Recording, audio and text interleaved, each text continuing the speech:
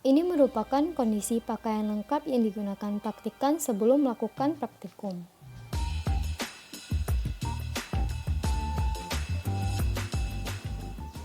Praktikan harus menggunakan masker untuk menghindari terhirupnya gas beracun. Google Glass digunakan untuk menghindari adanya percikan larutan kimia atau panas saat bekerja di laboratorium.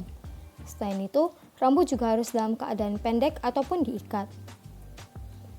Jas laboratorium harus digunakan dengan benar, yaitu tertutup seluruh kancingnya dan berlengan panjang. Perhatikan bahwa sarung tangan yang digunakan tidak robek ataupun berlubang. Jas laboratorium berfungsi untuk memproteksi tubuh dari kontak dengan bahan-bahan berbahaya yang ada di laboratorium.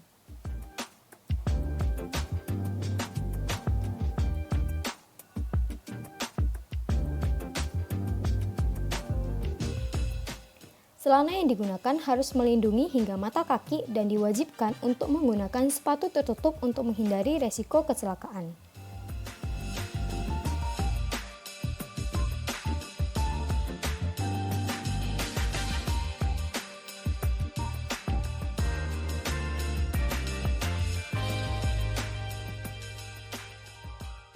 Berikut adalah alat dan bahan yang kita gunakan selama praktikum proses adsorpsi isoterm larutan.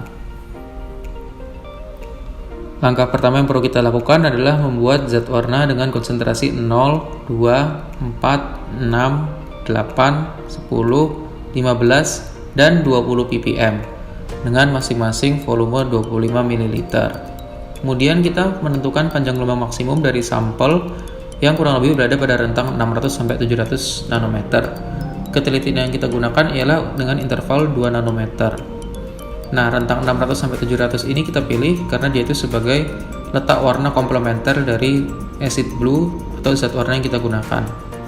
Ini adalah tampilan dari hasil absorbansi yang didapatkan oleh alat spektrofotometer pada rentang 600-700. Jadi kita pilih yang memiliki absorbansinya paling tinggi, yaitu pada lambda max.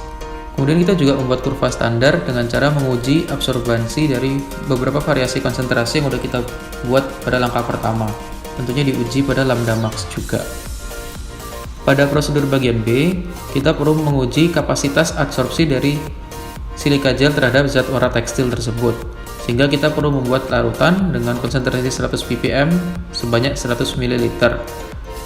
Larutan 100 ppm ini dibuat dari larutan biang yang konsentrasi semula 3000 ppm dan kita larutkan dengan aquades hingga konsentrasinya menjadi 100 ppm. Kemudian sebagai zat adsorben kita menimbang sebanyak 1 gram dari silika gel ke gelas arloji.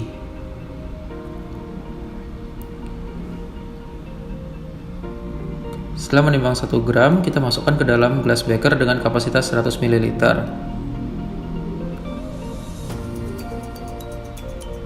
Kemudian kita tambahkan sebanyak 25 ml dari larutan zat warna dengan konsentrasi 100 ppm yang sudah kita buat sebelumnya.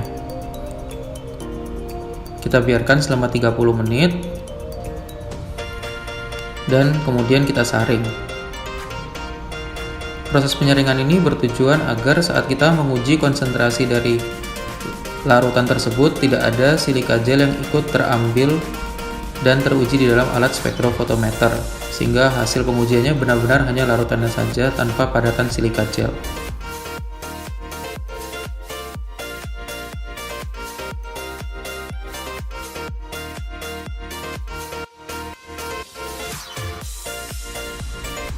Setelah selesai proses penyaringan, kita mengukur absorbansi dari larutan tersebut menggunakan alat spektrofotometer visual pada lambda maksimum.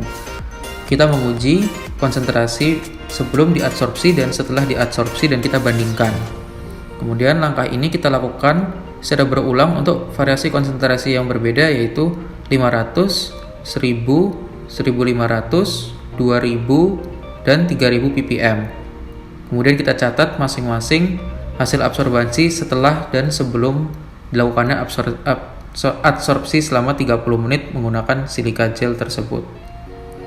Juga kita perlu membuat kurva konsentrasi terhadap gram zat yang teradsorb. Pada prosedur bagian C, untuk menentukan model adsorpsi zat warna dengan silika gel, kita perlu membuat larutan warna dengan konsentrasi 500 ppm. Kita ambil dari larutan biang 3000 ppm dan kita larutkan dengan Aquades.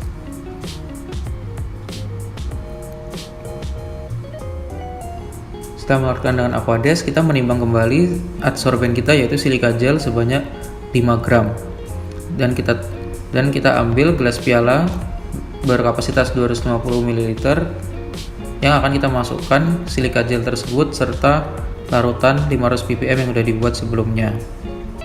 Jangan lupa kita juga perlu memasukkan magnetic bar sebagai pengaduk dan kita nyalakan magnetic stirrer yang ada pada hot plate. Tujuannya adalah supaya merata atau homogen. Ini adalah contoh hasil saat pengadukannya. Terlihat magnetic barnya berputar di dalam beker gelas.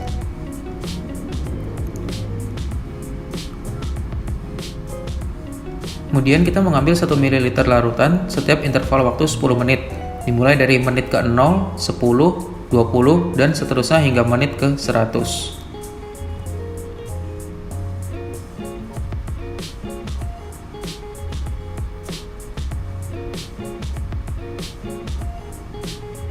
Kemudian